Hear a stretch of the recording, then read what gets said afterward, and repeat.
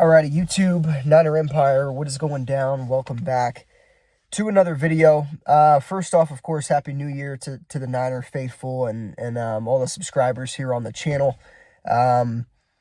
Obviously, I've been traveling the past, 4 or 5 days or so I wasn't able to, kind of be on my regular schedule uploading preview videos and things of that nature. I was able to upload an injury update, but really just didn't have the time. It's a busy time of year, of course. You guys know how that goes around this time of year. But either way, obviously back to the regular schedule this week. But I was able to watch the game, even though I was pretty much traveling all day. Bounce back game, all in all, from the Niners. I mean, that was kind of the whole theme going into this week. Like, it was a perfect opportunity to bounce back against a weak Commanders team. And kind of, bump that confidence up a little bit better, or I guess a little bit more than what it was, obviously, after last week. Brock Purdy, of course, 22 for 28, a little over 200 yards. I believe he had like 218, 220 yards, 2 touchdown passes, 1 to Deebo Samuel, 1 to Brandon Ayuk. He made, high-level throws all day. That's one thing about Brock Purdy that I'm not worried about. Like, his ability to bounce back is slim to none. He's did it all year. Niners fans, we've obviously seen him, bounce back multiple times, after games where he struggled. And going into this game, and I said it, after the, during the post-game video last week, like, Brock Purdy, he's going to bounce back. Nobody's worried about him. Like, we all know that, great quarterbacks in the league struggle, elite quarterbacks struggle. We're seeing it, this year with some of the top quarterbacks in the NFL.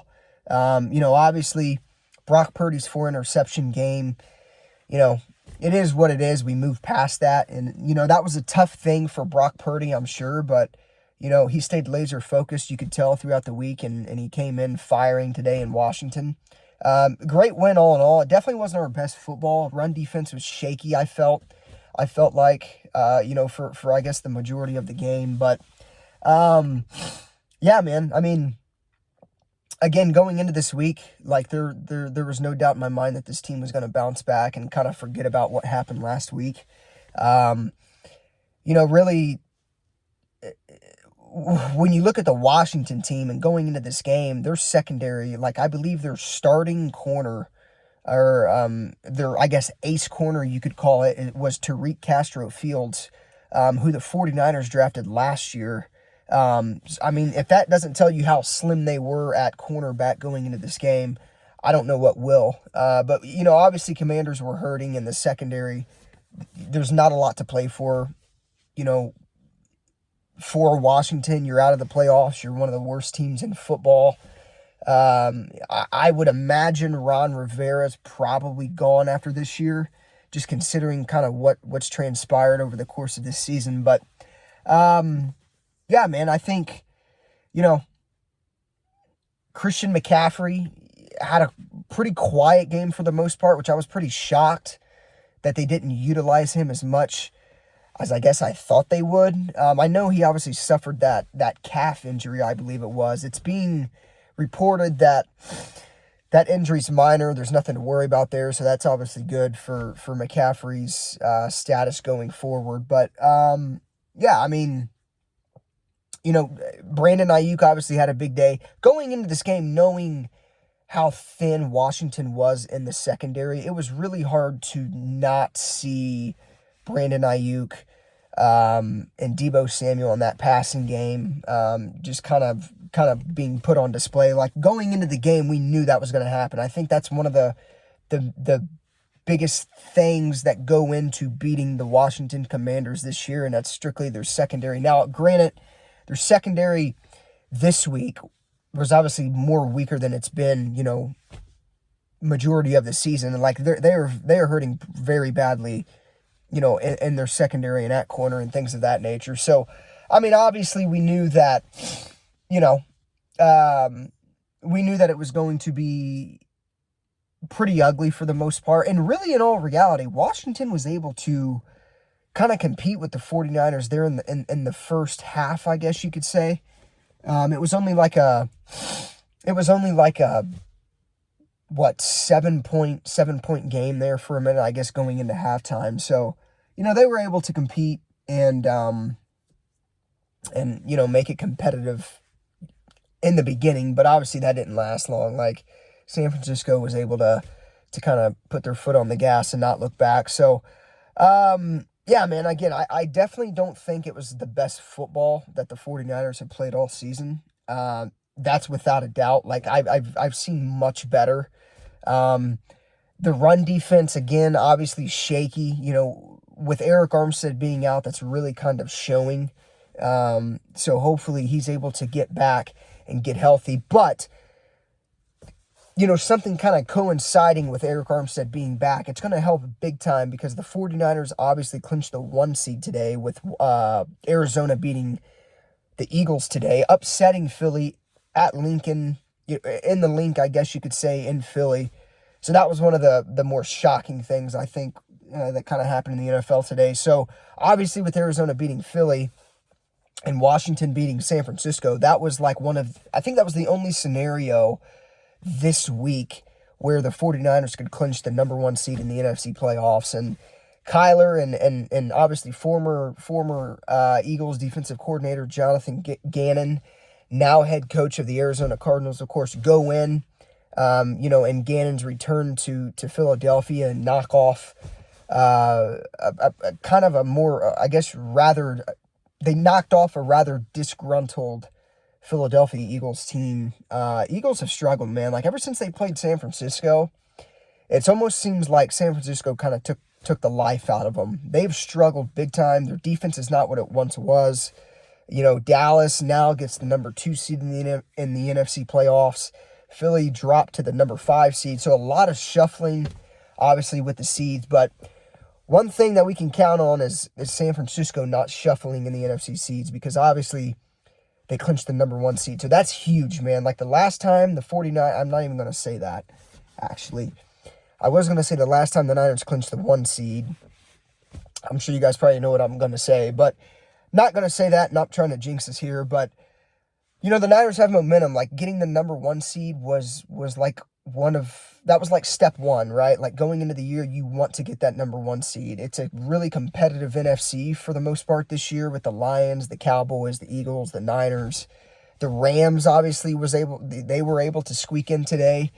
Rams will get the 6th or the 7th seed, depending on, I believe, some of the games next week. So, yeah, man, like, getting the number 1 seed, step 1. Step 2 is getting to the Super Bowl, but not only getting to the Super Bowl, you have to take the Lombardi home. So, yeah, I think, again, it wasn't the best football that I've seen out of this team, but a win's a win. We went in and did what we needed to do.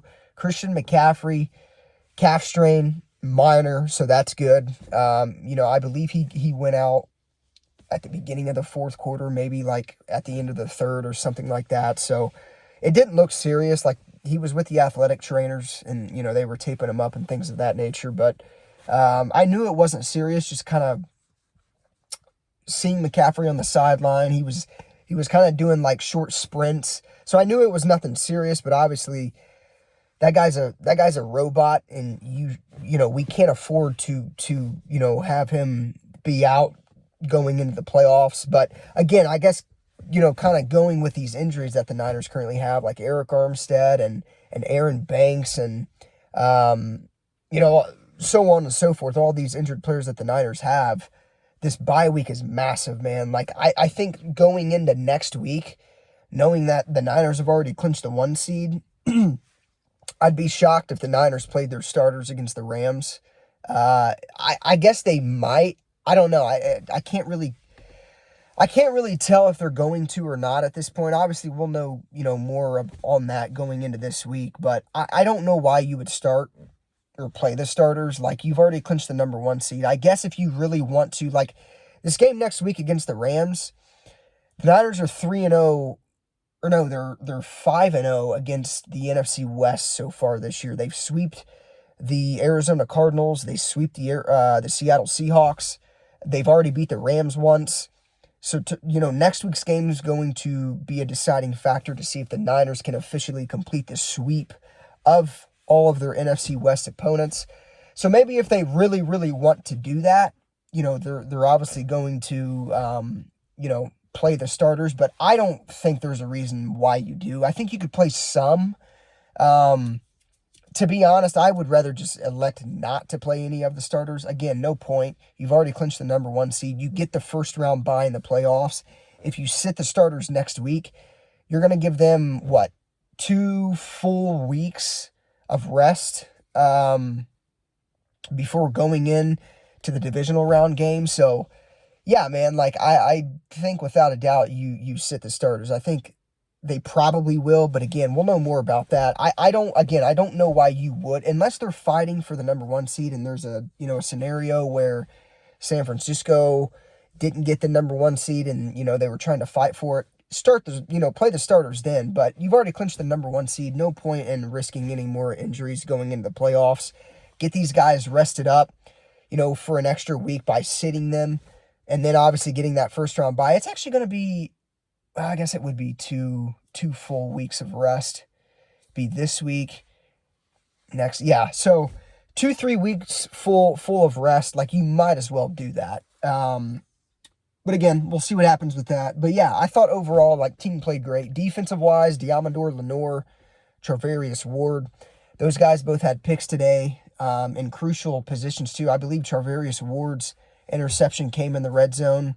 I can't remember if Diamador Lenore's came in the red zone. I believe it did, or maybe that was when Washington was backed up on their own 20-yard line or so. But big days from both of them guys. Obviously, Charvarius Ward, that guy's all pro this year. There's been times in the middle of the year where he struggled, but he's turned on the Jets in a big way, and yeah, I mean, the guy's without a doubt all pro. Big shout out to obviously Charvarius Ward. Big shout out to the Arizona Cardinals for knocking off the Eagles. But yeah, man, of course, again, wasn't able to get the preview video up before this game. I was out of town, pretty busy. So obviously back to regular schedule this week. So stay tuned for, the whole regular thing going into this next week against the LA Rams. But yeah, I believe Christian McCaffrey was the only notable injury in this game, which is good news. And his injury is minor. It's nothing serious, so that's good. So obviously we can count on him to be healthy and ready for the playoffs. If there's one guy you sit next week, it's got to be Brock Purdy and Christian McCaffrey. Again, I'm a fan of sitting every starter possible on the 49ers. But if there's one guy that needs rest, it's Christian McCaffrey. The he eclipsed 200 or 2,000 yards today as well. The Niners now have a 2,000-yard running back.